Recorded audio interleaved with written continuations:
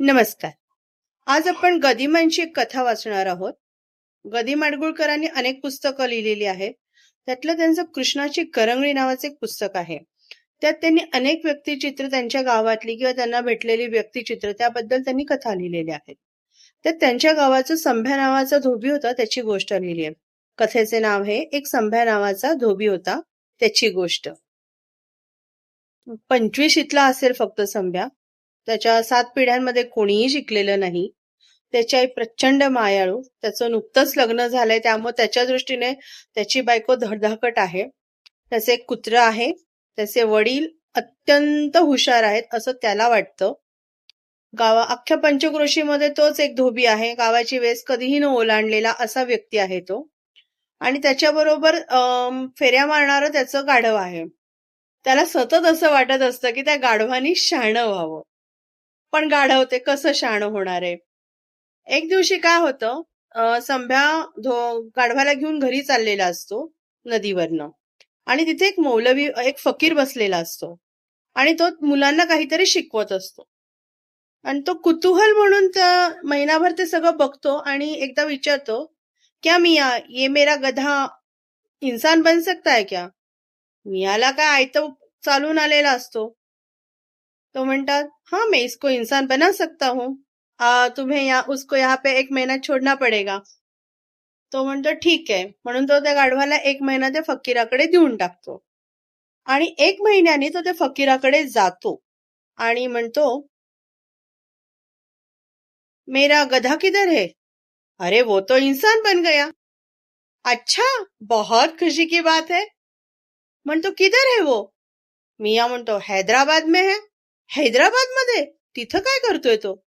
अरे मॅजिस्ट्रेट बन गया. आता आपण पुढे वाचू मजा काय होती त्यांची. मॅजिस्ट्रेट झाल्या म्हणल्यानंतर तो तिकडे जातो. वडील मस्तपैकी त्याला नवीन कपडे घेऊन देतात, पैसे देतात, तो जातो. हैदराबादमध्ये पोचल्यानंतर तो विचारतो एकाला, मॅजिस्ट्रेट कहा है? मॅजिस्ट्रेट कहा है? तो म्हणतो ये क्या कचेरी में है? कचेरी कहा है? ये क्या सामने है? वरती पांढरी मिनार असलेली एक इमारत त्या हैदराबादवाल्याने दाखवली. संभ्या तिकडे वळला. थेट न्यायालयात पोचला. आत बरीच गर्दी होती.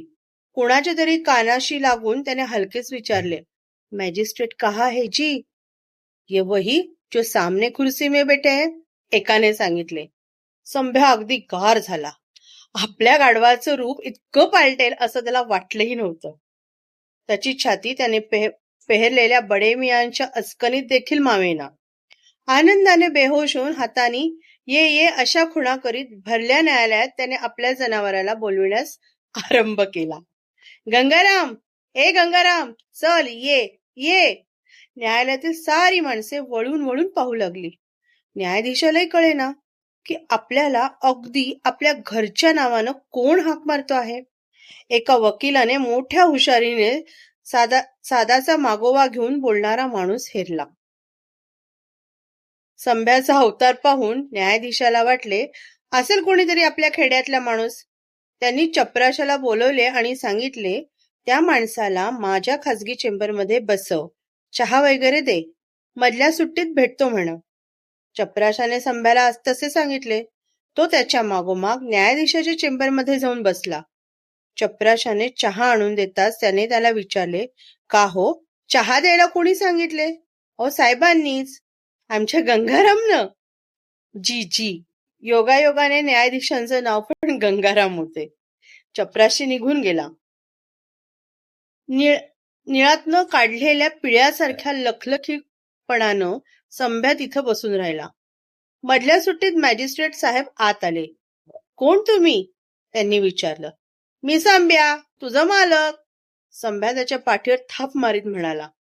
न्यायाधीशाचे डोके आतल्या आत चक्राकार फिरले. हा माणूस वेडा ठरला तर त्याला सन्मानपूर्वक आत बसवायला सांगणारे आपणही गाढव ठरू. या भीतीने ते गप्प झाले.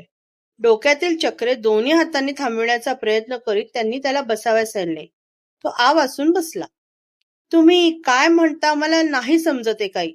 अरे गंगाराम, संभ्या उसळू लागला. माझं नाव तुम्हाला कसं माहिती? मॅजिस्ट्रेट.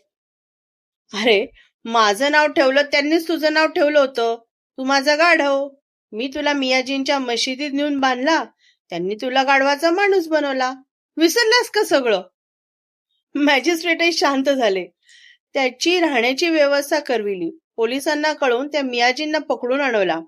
फसवणुकीचा खटला भरावयास लावून लोकांचे गाढव चोरून विकल्याबद्दल शिक्षा ठोठावली आणि संभ्या पार्टाला वेड्याच्या इस्पितळात पोचवला. संभ्याच्या बापाला ही कथा कळली तेव्हा तो कळवळून म्हणाला, मला माहित होतं हे असंच होणार. गाढवाचा माणूस झाला तो आपल्या माधान्याला खुळ्याच्या चावडीत पोचवणारच.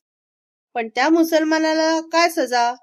संभ्याची आई म्हणाली, वाह, गाढव होता गंगाराम. त्याचा माणूस करण्याचं पाप मी आजीनं केलं. माणसाचं गाढव केलं असतं त्यानं तर जन्मभर त्याच्या दावणीला राहिलं असतं ते. संभ्या सुटून आला आहे. त्याने आपला धंदा परत सुरू केला आहे. गाढव वाहत होतं ते ओझ हल्ली त्याचा म्हातारा बाप वाहतो. अगदी निमूटपणाने वाहतो.